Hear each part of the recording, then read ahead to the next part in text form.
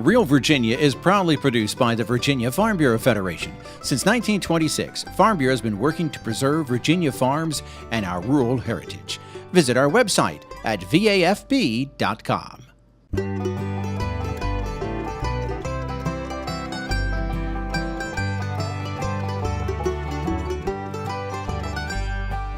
Home will always be Virginia, between the Blue Ridge and Chesapeake Bay, Atlantic to Appalachia,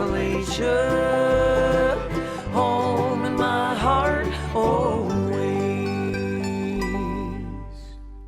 Hello everyone and welcome to Real Virginia, a show about Virginia agriculture and the people who produce all the wonderful products we enjoy, brought to you by the Virginia Farm Bureau. It's maple syrup season in Virginia, but not where you might expect it. Feeding the birds is still important in the wintertime, and a Nottoway County young farmer family has collected a national award. Welcome back everyone. We're coming to you from beautiful Nelson County, and March is the season for maple syrup production in Virginia. And our Dave Miller went to the far corner of the state for this sweet treat. Brian and Amanda Hubbard raise blueberries and produce sorghum and molasses on their 100-acre farm in Wise County. 3 years ago, they started producing maple syrup as well. Virginia has a well-established maple syrup industry in Highland and Bath counties farther north, but Wise County producers feel it's a good market for them as well.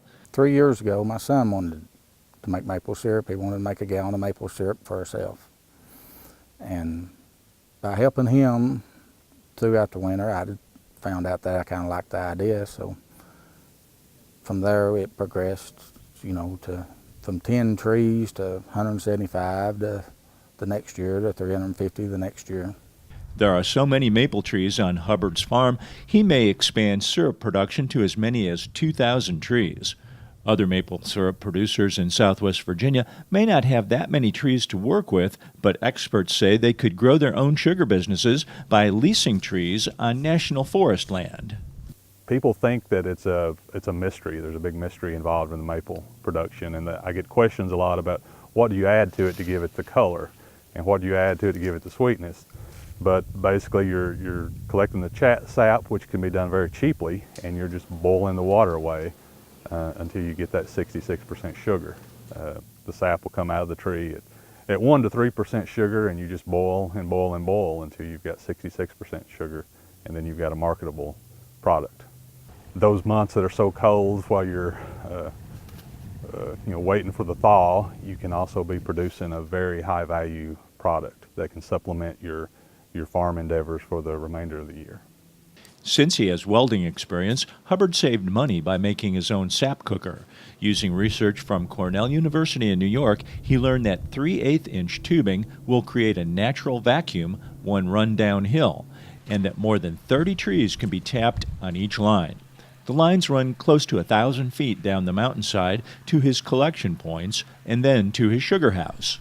My biggest help this year was I invested in a reverse osmosis machine, which that reduces the sap by 75%.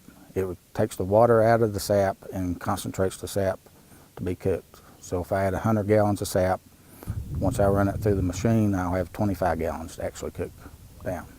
Amanda Hubbard helps with marketing their syrup as well as running their newly constructed sugar house. She says their syrup is so popular, folks stop by to ask if some is ready when they see smoke coming from the chimney. Brian's put a lot of time into what he's done and had put a lot of heart into it. And I'm really proud of him. And I think if people see some of this stuff that he's done, they'll say, hey, that does take a little bit of craftsmanship. The Hubbards are not the only maple syrup producers here. David Lawson taps about 350 trees at his family's vineyard. He uses 3/8-inch tubing as well and describes his maple syrup operation as a hobby that went out of control. This year, he's moving his boiling operation away from the wine cellars because of all the smoke his wood fires produce. It's not artificial, it's totally from nature, and then you can get a family involved because they can go help you collect the sap, they can help you move wood, they can see it, bottle it up. You know, it can become a real family thing. Every year at the winery, we're going to do a pancake breakfast with our maple syrup, and we usually have a couple other products made from maple. I think she's got a little bit of maple sugar, like maple rock sugar. That's just, we let maple syrup evaporate to make rock candy, kind of like the Indians did. We do maple cotton candy, and then of course lots of pancakes and syrup for pancakes. 6 years ago, there were 31 maple syrup farms in Virginia selling $78,000 worth of syrup. And the industry is growing wherever there's a large supply of maple trees to tap. In Wise County, maple syrup is mostly produced in January and February. In other areas, the sugar season runs until late March. Wherever it's made, be sure to order yours today or swing by your local sugar camp to pick some up before it's all gone. In Wise County, this is Dave Miller. Historians believe people consumed pancakes as early as the ancient Greeks, but maple syrup didn't become a popular topping until early European settlers on the American continent started boiling down maple sap for sugar. While maple syrup producers have switched from using buckets and cast iron pots to drip lines and stainless steel boilers, the end product is still delicious. You can visit a sugar camp and watch this fascinating transformation from tree sap to syrup each March in the mountains of Western Virginia. Search the internet for the maple syrup camp nearest you. I'm Mark Viette. Coming up on In the Garden, we're going to talk about For the Birds. Stay with us. Farm Bureau is the insurance provider of choice for farmers. But did you know all Virginians can benefit? In fact, most of our members are not farmers. Members may take advantage of discounts on selected autos, trucks, mowers, and tractors on top of the many insurance offerings. Your $40 membership will easily pay for itself with their many savings options as well. Farm Bureau is made for Virginians. To learn more about the membership advantage, go to vafb.com or visit your local Farm Bureau. Feeding the birds is a popular hobby, and Mark Viette has some suggestions on bird seed and feeders to attract the most birds for you in the garden.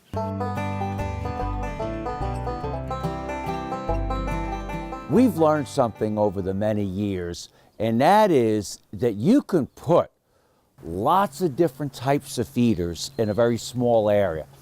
And what those different types of feeders accomplish is that you can put different types of bird seed in those feeders. So if birds become territorial, let's say for example blue jays, you know, they're pretty aggressive, mockingbirds the same thing, so you might have a feeder with a few more peanuts for the blue jays. And right within this area here, within 20 feet, we've got multiple feeders. Satellite feeders here with sunflower seed, flat feeders, suet feeders, and right behind me, multiple suet feeders throughout the entire garden. And then we have Niger. And some of us call that thistle seed. It really is not thistle seed. And then you'll see other feeders all throughout the garden with different types of food. You know, birdseed can be a little expensive, but there are some things that you can do to cut the costs down. One of the things that many birds enjoy more than anything, it's the black oil sunflower. And for those of you who have had volunteer sunflowers cropping up in a garden, it doesn't take long for a variety of birds to completely remove the seed from the heads. There are some other things that you can do to add to your bird seed quite inexpensively. One thing you don't want to forget is that birds do need water during the winter months. You know, we have a lot of bird baths out here, and it is important that maybe one or two of them have a water heater. There's some really economical solar types of water heaters that will keep the water thawed out so your birds can drink water during some of those very cold days. One of the things I did mention, different types of feeder. This is commonly known as a thistle feeder. And, you know, you can get thistle or Niger seed. And we have these hanging up in the garden. and they are just great to use. You can just hang them up anywhere, and the goldfinches really enjoy this. Some of the sparrows also, and the purple finches, love Niger or thistle seed. As I mentioned, black oil sunflower is, probably one of the best. It's got a lot of oil. It's got kernels that make up a large part of the seed. But to this, I add some things, but very small amounts. Raisins, for example.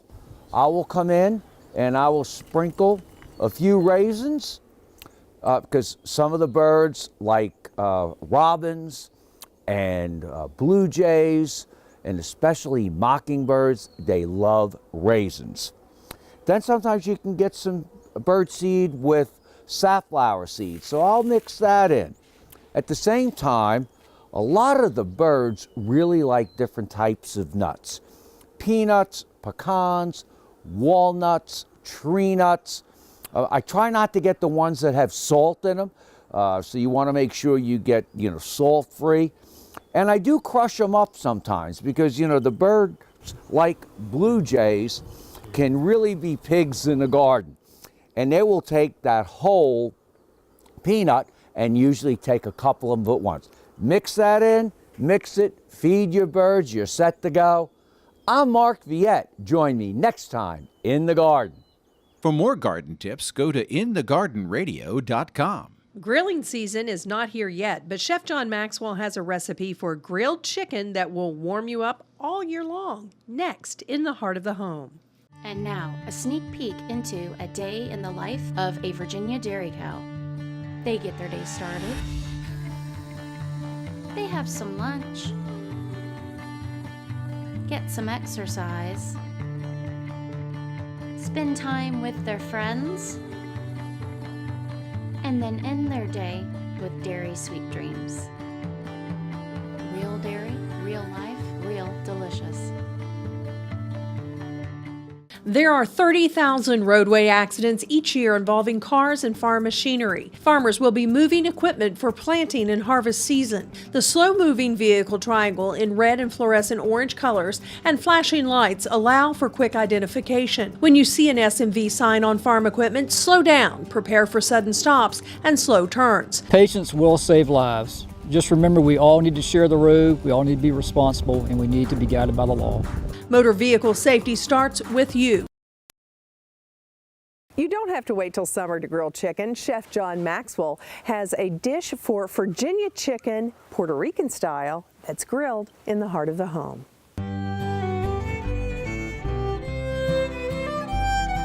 Hi, and welcome to the heart of the home. I'm Chef John Maxwell, and we're here at Meadow Hall and Meadow Event Park in Doswell, Virginia, where every week we get a chance to play with some great Virginia food. Today we're focusing on chicken. Virginia is the center of the chicken universe. And so we've got beautiful chicken thighs here, and we're going to fix them with a recipe from Puerto Rico, from the islands. It's called pinchos.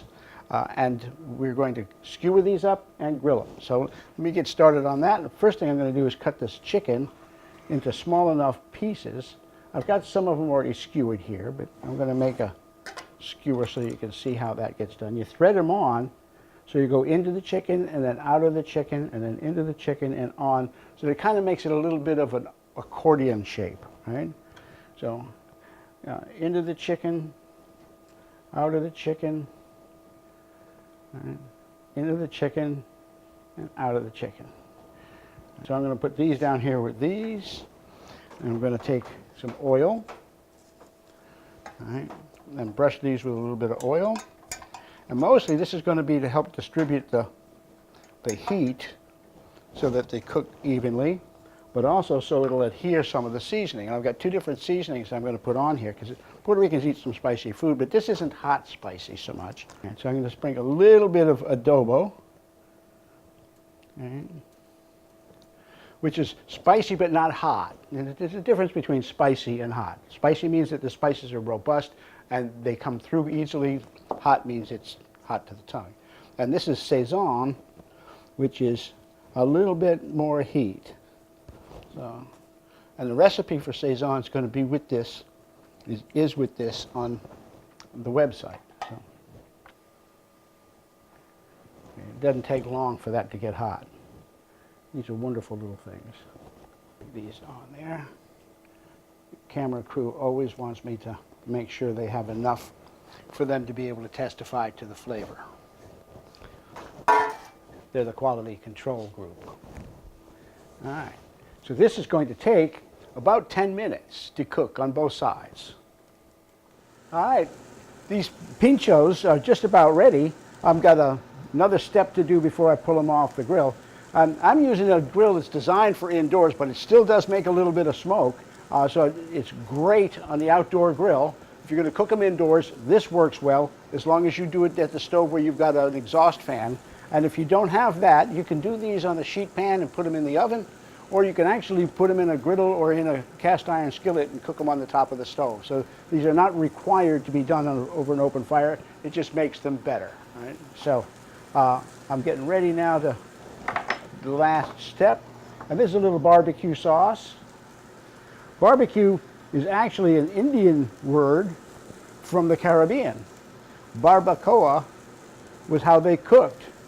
It was over fire on these grills made from soaked wood. And so our whole concept of barbecue comes to us from the Arawak Indians of the Caribbean. There we go. We're going to let that now kind of ooze in there a bit. These smell just wonderful. I think these are just about ready. They feel done. They look gorgeous. So I'm going to get this plate over here. All right. And come down, get this set up. Beautiful color on them. I only lost the skewer off of one of them. I think that's getting close to my record. See, this one burned off the end of the sticker. So now we got our. So we've got pinchos from Puerto Rico. Beautiful dish, tasty, it's spicy, it's wonderful. And it's easy to do at home. So join us next week on Heart of the Home, where we get to play with great Virginia food. Recipes from the Heart of the Home can be found on the Virginia Farm Bureau website at vafb.com, as well as on Chef Maxwell's website at chefjohnmaxwell.com. When it comes to chicken, Virginia is one of the states that rules the roost. A total of more than 42.6 million chickens are raised each year in the Old Dominion on 7,323 farms. Virginia farmers raise layers, pullets, and broiler chickens. Layers produce eggs for human consumption, pullets are raised to replace mature birds, and broilers are raised for meat. Virginia's ranked 11th in the nation for chicken production. In 2017, Virginia broiler production was worth $875.2 million. It's the state's largest agriculture sector. You're going to need me. You're going to need us. All of us. You're going to need our help with your water, your air, your food. You're going to need our determination, our compassion. You're going to need the next generation of leaders to face the challenges the future will bring. And we promise we'll be there when you need us.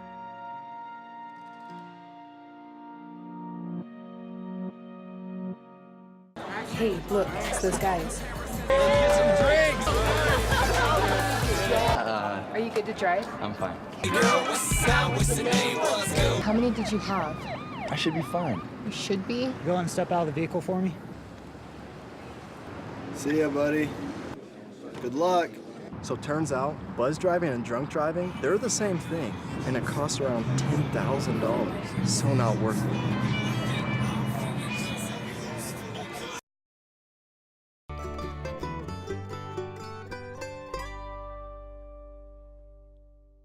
Growing a business from scratch is difficult no matter what field you're in.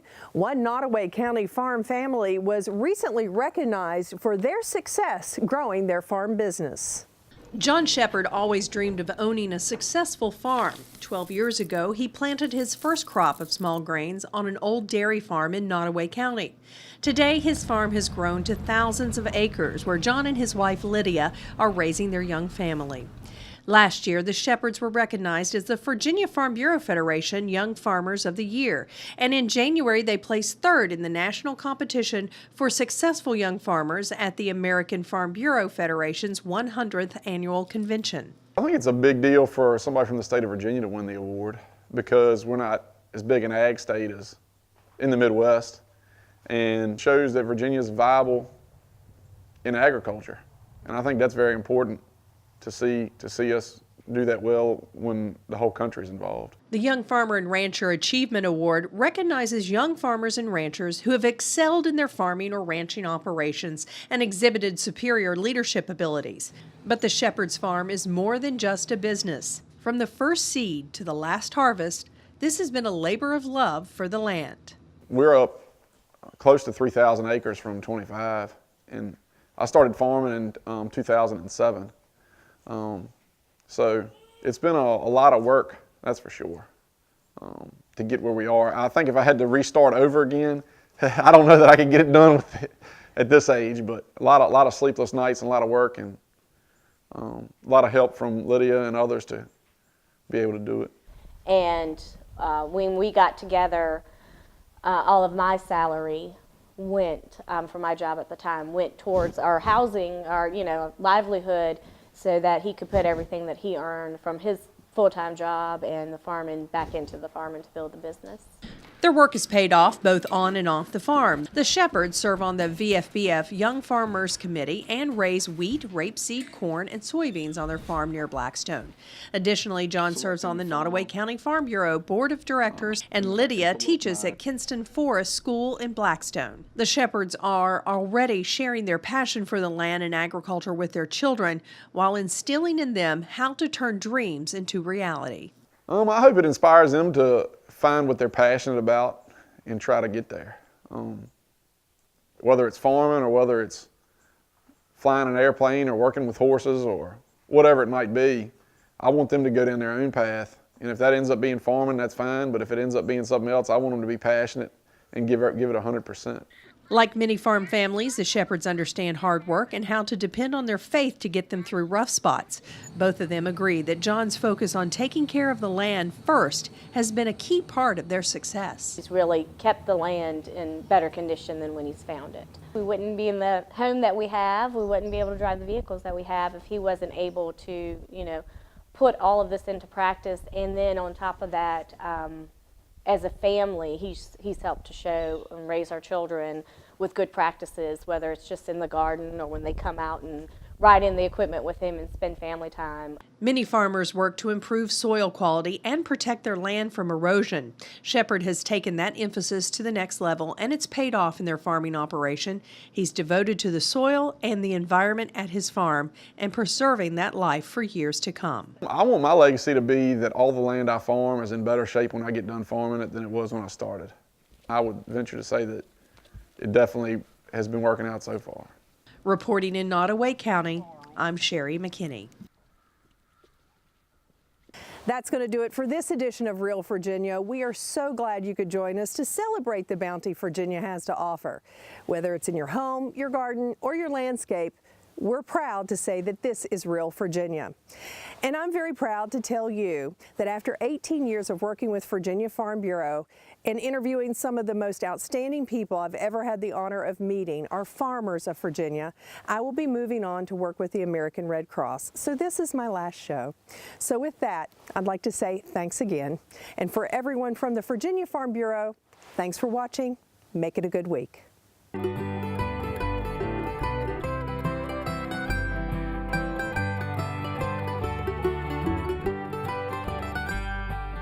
Home will always be Virginia, between the Blue Ridge and Chesapeake Bay, Atlantic to Appalachia, home in my heart. Oh.